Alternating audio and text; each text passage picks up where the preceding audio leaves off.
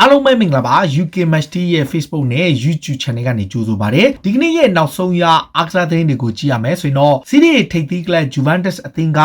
သူတို့ရဲ့တိုက်စစ်မှုဖော်လို့ဒီဘာလာကိုရောင်းချဖို့ပြင်ဆင်နေလို့ပရီးမီယာလိထိပ်သီး6သင်းကိုကမ်းလှမ်းမှုပြုလုပ်ခဲ့တယ်ဒီဘာလာကိုခေါ်ချင်တဲ့ကလပ်သင်းတွေခေါ်ကြဆိုပြီးကမ်းလှမ်းခဲ့တာပါ Manchester United Manchester City Liverpool Chelsea Arsenal နဲ့ Tottenham Hotspur တို့6သင်းကို Juventus ကကမ်းလှမ်းခဲ့တာပါ28နှစ်အရွယ်ရှိတဲ့အာဂျင်တီးနားတိုက်စစ်မှုဟာ Andre Pirlo ရဲ့အသင်းမှာပုံမှန်ကစားခွင့်မရဘဲရုန်းကန်နေရတဲ့အချိန် Juventus ကသူ့ကိုထုတ်ဖို့ပြင်ဆင်နေပြီးလက်ရှိမှာတော့ Paulo Dybalaကို PSG ကလိုချင်နေပေမဲ့သူတို့ကငွေပိုရနိုင်တဲ့ Premier League ကလပ်တွေကိုရောင်းထုတ်ချင်နေတာပါဆိုတော့ Premier League ကလပ်အသင်းတွေကဒီဘာလာကိုခေါ်ချင်တဲ့ကလပ်အသင်း6သင်းတွေကတသင်းကခေါ်ယူနိုင်ပွဲရှိတယ်ဆိုပြီးတော့သူတို့က offer လုပ်ပေးခဲ့တာပါချိန်ထဲမှာ Manchester United ဟာသူတို့ရဲ့အဓိက sponsor တစ်ခုဖြစ်တဲ့ Chevrolet နဲ့လက်တွဲပြီးတော့နမေကျော်တိုက်စစ်မှု Cristiano Ronaldo ကိုပြန်ခေါ်ဖို့လုပ်နေတယ်ဆိုပြီး report တစ်ခုမှာဖော်ပြထားတယ်35နှစ်အရွယ်ရှိတဲ့ Ronaldo ကိုကလပ်အသင်းရဲ့ main sponsor ကနေငွေကြေးအကူအညီပေးပြီးတော့ Ronaldo ကို Premier League ကိုတကြောပြန်ခေါ်ဖို့လုပ်နေတယ် Ronaldo ကိုယ်တိုင်က Juventus မှာပျော်ရွှင်နေပေမဲ့ report တွေမှာတော့ PSG လိုအသင်းကိုသွားမယ် Real Madrid ကိုသွားမယ် Manchester United နဲ့သတင်းထွက်တယ်ဆိုပြီးဖော်ပြမှုတွေရှိတယ်ဆိုတော့ United ရဲ့ sponsor ကိုယ်တိုင်က Manchester United ကို financial အရ Ronaldo ကိုခေါ်ယူနိုင်မဲ့ပြောင်းရွှေ့ခြင်းသူ့အတွက်ပေးရမယ့်လောက်ခလာစာတွေကိုသူတို့ဘက်က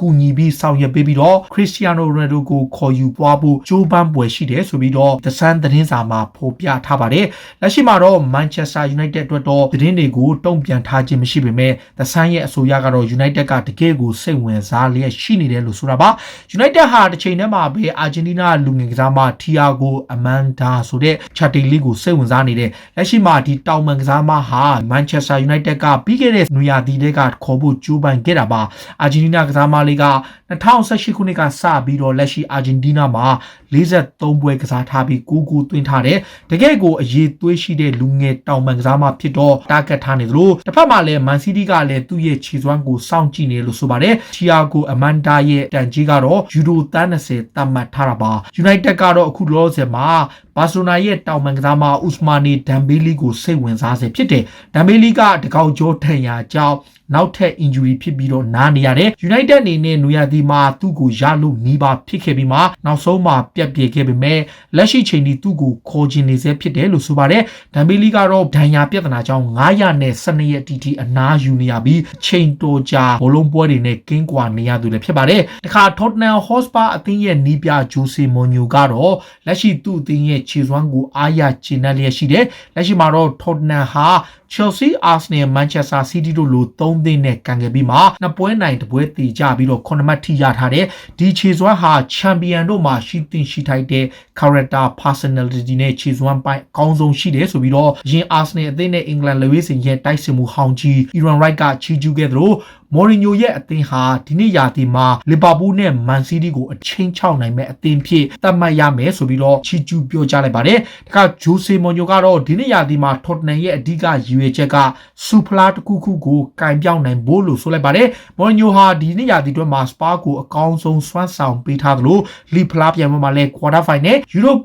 ပြိုင်ပွဲမှာလည်းသူ့အသင်းကနောက်ထပ်မှတ်တမ်းကောင်းတစ်ခုနဲ့ဘိုးဆွဲဖို့သူတို့တာဂက်ထားတာကြောင့်အနည်းဆုံးစူပလာတစ်ခုကိုရယူသွားမှဖြစ်သလိုပရီးမီယာလိမှာလည်းအခြေအနေကောင်းနေစေဖြစ်လို့စူပလာတစ်ခုခုကိုမျှော်လင့်လျက်ရှိတယ်လို့မော်ရီညိုကဆိုခဲ့တာပါတခါ AC Milan အသင်းကလည်းစာချုပ်တက်တန်းကုံဆုံးတော့မဲ့ Zlatan Ibrahimovic ကိုစာချုပ်တိချုပ်ဆိုဖို့လုပ်နေပြီး La Gazzetta dello Sport သတင်းစာအရ Ibrahimovic နဲ့ AC Milan ကြားမှာသဘောတူထားပြီးတက်တန်းတိုးမယ်လို့ဆိုထားပေမဲ့လက်ရှိချိန်ထိတော့သဘောတူညီမှုရရှိထားခြင်းမရှိသေးဘူး AC Milan အသင်းတာဝန်ရှိသူတွေက Zlatan Ibrahimovic ကိုတက်တန်းအမြန်တိုးနိုင်ဖို့ကြိုးပမ်းလျက်ရှိနေပြီးတော့ဒီစီးရီးအသင်းမှာဆက်ထားဖို့ကြိုးပမ်းနေတယ်လို့ဆိုပါတယ်။ဒီခါ Arsenal အသင်းကလည်းလက်ရှိမှာသူတို့ရဲ့ဂန်ဝင်နီးပြကြီး Arsene Wenger ကိုပြန်လည်ပြီးတော့ဂုဏ်ပြုပေးဖို့လုပ်နေတယ်။ Arsenal အသင်းရဲ့အမှုဆောင် Van Dijk ကတော့ Arsene Wenger နဲ့တွေ့ဆုံခဲ့ပြီးနောက်ကလပ်အသင်းကိုပြန်လည်ခေါ်ယူဖို့ကြိုးပမ်းမှုတွေပြုလုပ်ပြီးတော့ဘလို့ပုံစံနဲ့သူ့ကိုအော်နာပေးမလဲလို့စဉ်းစားထားတာပါလက်ရှိမှာတော့ Arsene Wenger ကိုယ်တိုင်က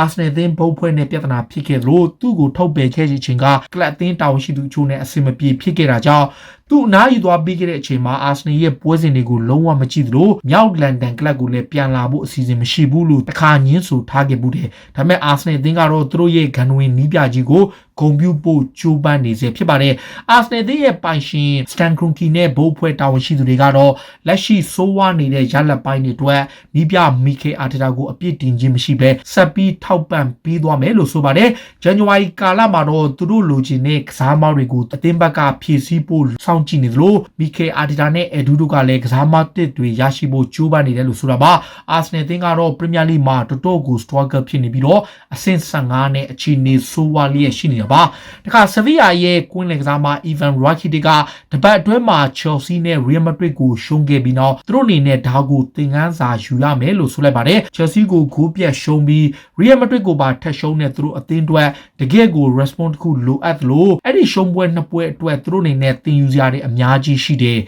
ဒီထက်ပိုပြီးတော့ထပ်မှားယွင်းလို့မရတော့ဘူးလို့ဆိုလိုက်ပါတယ်လာလီဂါမှာတော့ဆဗီယာဟာ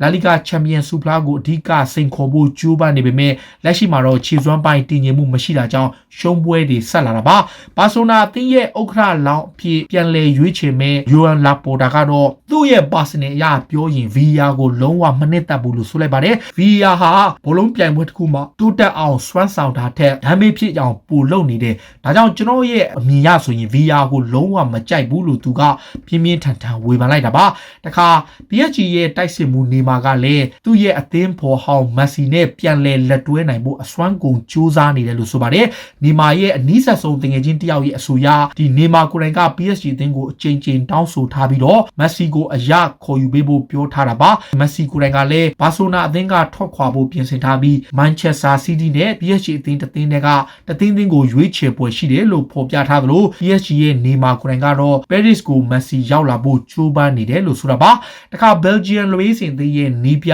Roberto Martinez ကတော့လက်ရှိမှာသူ့အသင်းရဲ့ကစားမ Eden Hazard ရဲ့အပေါ်စိတ်ပြက်လျက်ရှိနေပြီးတော့သူ့ရဲ့အပေါ်ကိုစိုးရိမ်ပူပန်မှုတွေရှိနေတယ်လို့ဆိုပါတယ် Hazard ကတော့ Chelsea ကနေပြောင်းပြီးခဲ့တဲ့က Real Madrid မှာဒဏ်ရာပြဿနာတွေတောက်လျှောက်ရနေတာပါဟိုတနေ့ကလည်းပြန်ကောင်းပြီးမှနောက်ထပ်ဒဏ်ရာထပ်ရလို့အနားယူရတော့မယ်ခြေစွမ်းကျဆင်းနေတဲ့သူ့ကို Belgian လက်ရွေးစင်အသင်းအတွက်ပါအရေးပါတဲ့အခြေအနေမှာဆုံးရှုံးသွားရနိုင်တဲ့အတွက်ကြောင့် Hazard ရဲ့ injury ပေါ်ကိုစိုးရိမ်ပူပန်လျက်ရှိနေတယ်လို့ဆိုပါတယ် Atletico Madrid ရဲ့လက်ရှိနီးပြ Diego Simeone ကတော့ဒီနေ့ရာသီအတွင်းမှာ lead position ရဆိုရင်သူတို့တွေက favorite ဖြစ်ပေမဲ့ Real Madrid နဲ့ Barcelona ဟာအချိန်မရွေး La Liga ဆုကိုပြန်ချင်းချောက်မဲ့အသင်းတွေလို့ဆိုလိုက်ပါတယ် Atletico Madrid ကတပွဲရော့ကစားထားပြီး Real Madrid ကို6မှတ်တာထားသလိုပြိုင်ဘက် Barcelona အသင်းကိုလည်း12မှတ်ထိဖြတ်ထားတာပါ position ရသူတို့ဟာ favorite ဖြစ်နေပေမဲ့ Barcelona Real Madrid တို့ဟာအချိန်တိုင်းမှာပြန်လည်လာနိုင်တဲ့အသင်းမျိုးဖြစ်လို့ Champion ဆုအတွက်အစွမ်းကုန်တိုက်ပွဲဝင်သွားမယ်လို့ဆိုပါတယ်ခါ Real ကနေ Villarreal ကိုအငှားချထားတဲ့လူငယ်ကစားမလေးခုဘူကိုတော့